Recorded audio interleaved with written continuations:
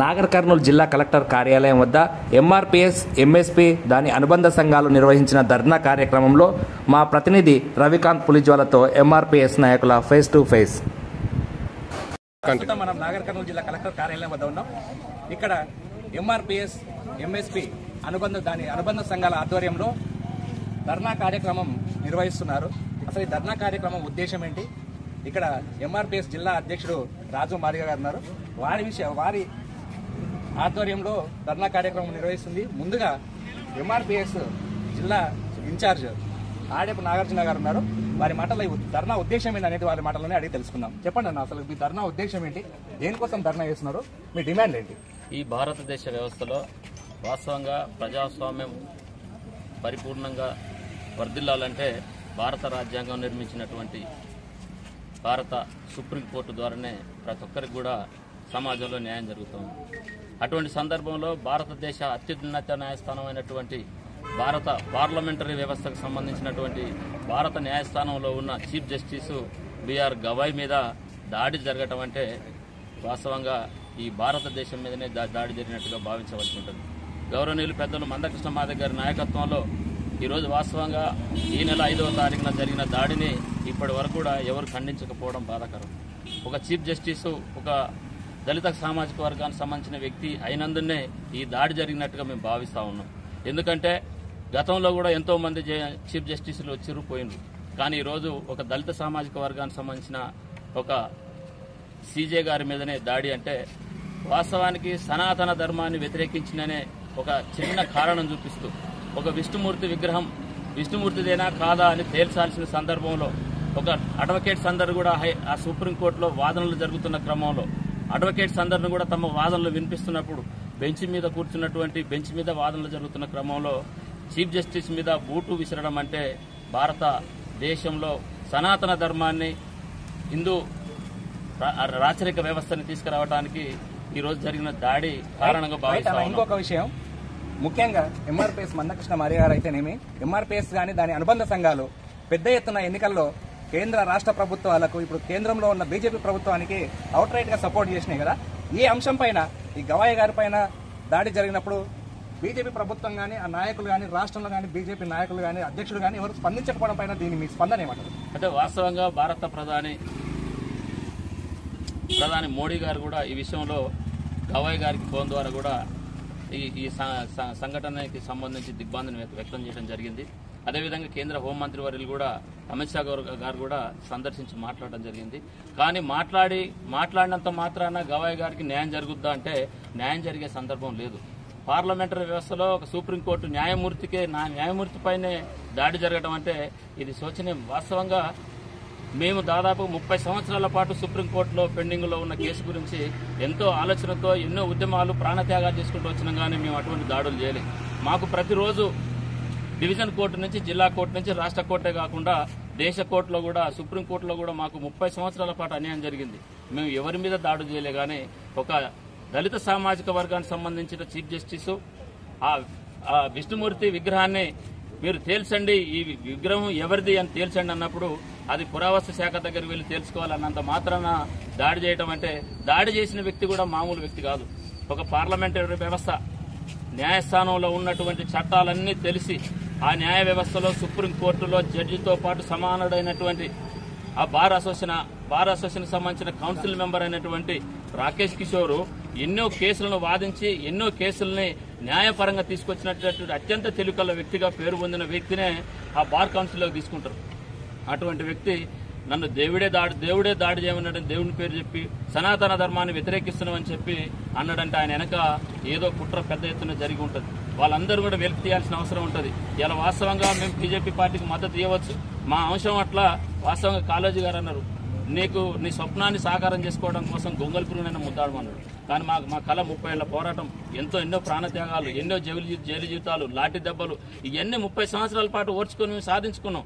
కానీ మీరు కూడా ఓర్చుకొని సాధించుకోవాలి. కానీ దాడి చేయడం అనేది ఇది చట్ట విరుద్ధము. ఈ భారతదేశ వ్యవస్థకే భ్రష్టుగా భావించవలసి ఉంటుంది. కాబట్టి వెంటనే ఆ గవాయి మీద దాడి చేసినటువంటి రాకేష్ కిషోర్ ఎవరైతే ఉన్నారో, సీనియర్ న్యాయవాది అయితే ఎవరైతే ఉన్నారో అతన్ని చట్టపరంగా శిక్షించాల్సిన అవసరం ఉందని సందర్భంగా రైట్ అన్న. ఇప్పుడు రీసెంట్ గా హర్యానా రాష్ట్రానికి చెందిన ఒక ఐపీఎస్ అధికారి, అడిషనల్ డీజీపీగా ఉన్న ఐపీఎస్ అధికారి కూడా దళితుడు అంటున్నారు. ఆ దళిత అతను కూడా అధికారుల వేధింపులు, అగ్రవర్ణ అధికారుల వేధింపులు తట్టుకోలేక తాళలేక తన గన్తోని తను షూట్ చేసుకొని చనిపోయిన సంఘటన కూడా మనం మీడియాలో వైరల్ అయిన సంఘటన చూస్తున్నాం. దానిపైన మీరు ఎలా చెప్తారు? ఈ స్పందన ఏంటి?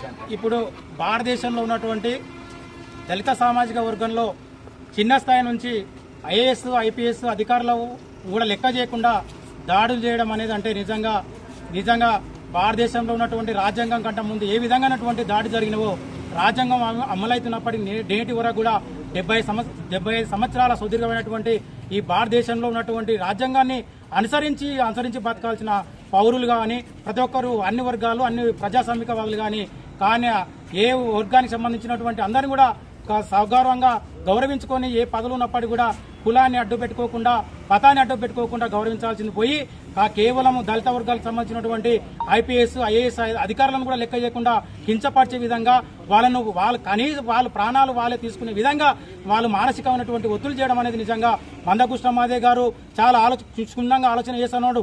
భారతదేశంలో ఎక్కడ అన్యాయం జరుగుతుంది, ఎక్కడ మా నాయకుల మీద, మా అధికారుల మీద, మా వర్గాల మీద ఏ రకమైనటువంటి కించపరిచే విధంగా దాడులు జరుగుతూ ఉన్నాయి, హత్యలు జరుగుతూ ఉన్నాయి, క్షుప్తంగా ఆలోచన చేసి భవిష్యత్తులో రాబోయే రోజుల్లో కార్యాచరణ రూపొందించడానికి ప్రయత్నం చేస్తున్న సందర్భంగా గుర్తు చేస్తాను. ఇంకొక విషయం, రీసెంట్ గా ఒక బీసీ మంత్రి, తెలంగాణ రాష్ట్రానికి సంబంధించిన బీసీ మంత్రి కూడా ఒక దళిత సామాజిక అంటే మాదిగ కులానికి చెందిన మంత్రి ఎవరైతే ఉన్నారో అడ్లూరి లక్ష్మణ్ గారు కూడా దున్నపోత అనే వ్యాఖ్యలు చేసినాడు. ఆ దున్నపోత అనే వ్యాఖ్యల పైన ఎంఆర్పీఎస్ అధినాయకుడు స్పందించి, పద్మశ్రీ మందకృష్ణ గారు స్పందించి పెద్ద ఎత్తున ధర్నాలు రాస్తారోకలు చేయడం వల్లనే సక్సెస్ సాధించి ఆయన మరుసటి రోజే క్షమాపణలు చెప్పడం జరిగింది. దానిపైన కూడా మీ స్పందన ఏంటంటే? ఈ తెలంగాణ రాష్ట్రము అనేక వర్గాల ప్రజల ఆకాంక్ష, నీళ్లు నిధులు నియామకాల ఆకాంక్షతో ఏదైతే తెలంగాణ స్వాధించుకొని ప్రాణాల సైతం తెచ్చుకున్నటువంటి తెలంగాణలో సామాజిక వర్గంలో ఎస్సీలు, ఎస్టీలు, బీసీలు, మైనార్టీలు, అగ్రవర్ణంలో ఉన్నటువంటి పేదలకు రాజ్యాధికారము అధికారం దక్కాలనుకుంటే కానీ తెలంగాణలో కేవలము అగ్రవర్ణాలు దొరల పెత్తనంగా జరుగుతూ ఉన్నది. కాబట్టి ఈ యొక్క మా దళిత వర్గానికి సంబంధించినటువంటి అడ్లూరి మంత్రి అయినటువంటి లక్ష్మణ్ గారి మీద దాడి జరగడం కాకుండా మానసికమైనటువంటి మాటలు చాలా మేము బాధాకరంగా భావించి మందకృష్ణ మాదిగ గారు తెలంగాణ రాష్ట్ర వ్యాప్తంగా నిరసన కార్యక్రమాలు డిమాండ్ చేస్తూనే ఏదైతే క్షమాపణ కోరాలని మేము మా యొక్క డిమాండ్ మేరకే అడ్లూరి లక్ష్మణ్ గారికి క్షమాపణ తక్షణమే నిజంగా పొన్నం ప్రభాకర్ చెప్పడం అంటే మా ఆత్మగారం కాపాడుకున్నాం. భవిష్యత్తులో కూడా భారతదేశంలో తెలంగాణ రాష్ట్రమే కాకుండా భారతదేశంలో ఎక్కడ ఏ మూలన అన్యాయం జరిగినా కూడా కించపరిచే విధంగా మాటలు జరిగినా కూడా దాడులు జరిగినా మందకృష్ణ మాదిగ గారి నాయకత్వంలో మేము ఎదుర్కొంటాం. ఖచ్చితంగా మా ఆత్మగారాన్ని మేము కాపాడుకునే విధంగా ప్రయత్నం చేస్తాం. రైట్ అన్న. ఇంకొక విషయం, సీనియర్ నాయకులు నాగర్కర్నూలు జిల్లాకు చెందిన రాష్ట్ర సీనియర్ ఎంఆర్పీఎస్ నాయకులు గుట్ట విజయ్ గారు అతన్ని అడిగి తెలుసుకున్నాం. ఎంఆర్పీఎస్ ఉద్యమం చేపట్టి తర్వాత మంత్రి అడ్లూరి లక్ష్మణ్ గారికి పొన్నం ప్రభాకర్ గారు క్షమాపణ చెప్పిన తర్వాత కూడా రికార్డెడ్ గా దున్నపోత అనే వాక్యాలు రికార్డెడ్ గా ఉన్నప్పటికీ మరుసటి రోజు క్షమాపణ చెప్పిన తర్వాత అది అనివార్య కారణాల వల్ల మీడియా కూడా తప్పుడు ప్రచారం చేసింది అన్నారు. నేను అనలేదు, కాకపోతే వాస్తవాలు తెలుసుకోకుండా మీడియా తప్పుడు ప్రచారం చేసినట్టు. మీడియా నిజంగా తప్పుడు ప్రచారం చేసినట్రా? ఏ విధంగా? వాస్తవంగా కూడా మీడియా ఎక్కడ కూడా తప్పుడు ప్రచారం చేయదు. మాట్లాడిన మాటలే ప్రజలకు తెలియజేస్తుంది మీడియా. కాకపోతే ఎవ్వరూ ఏం చెప్పలేకుండా డైరెక్ట్ అనలేకుండా మీడియాగా దొప్పుతున్నారు. వాస్తవం కూడా మీరు అన్నట్లుగా హర్యానా ఒకటే కాదు, ఇక్కడ మన తెలంగాణలో కూడా ఆర్ఎస్ ప్రవీణ్ కూడా కొంత మానసిక ఒత్తిడి జరిగితేనే ఆయన మానసిక ఒత్తిడికి లోన్ అయ్యి రాజీనామా చేసిండు. తర్వాత కర్ణాటకలో ఉన్న మహేంద్రనాథ్ కొడుకైనటువంటి మన డీజీపీ రవీంద్రనాథ్ విధుడుగా ఆయన విధుడుగా మానసిక ఒత్తిడి చేస్తే లాస్ట్కు అన్ని అక్కడ ఉన్నటువంటి సంఘాలు శ్రీ మందకృష్ణ మాదిగ నాయకత్వంలో పనిచేస్తే సంఘాలని మళ్ళా నిరసన కార్యక్రమాలు చేపడితే అప్పుడు అడిషనల్ డీజీపీగా మన రవీంద్రనాథ్ గారికి ఇచ్చారు. ఇక్కడ ఈ భారతదేశంలో ఎక్కడ పోయినా కుల ప్రాతిపాదిక మీదనే కేవలం దళిత బహుజనులు బలహీన వర్గాల మీదనే వాళ్ళు ఉన్నత స్థాయికి ఎదుగుతుంటే వాళ్ళకి ఎదగలేకుండా కొంత అగ్రవర్ణ నాయకత్వం ఏదైతే ఉందో, కొంత మనవాద నాయకత్వం ఏదైతే ఉందో వాళ్ళందరూ అణచివేయాలనే ఉద్దేశంతో చేస్తున్నారు. ఇక్కడ వాస్తవం కూడా సీజే మన గవాయి గారి మీద జరిగినటువంటి దాడికి ఎంఆర్పీఎస్ మరియు అనుబంధ సంఘాలు, ప్రజా సంఘాలు, దళిత సంఘాలు, బలైన వర్గాల ప్రజలంతా కూడా గవాయికి అండగా ఉంటాం.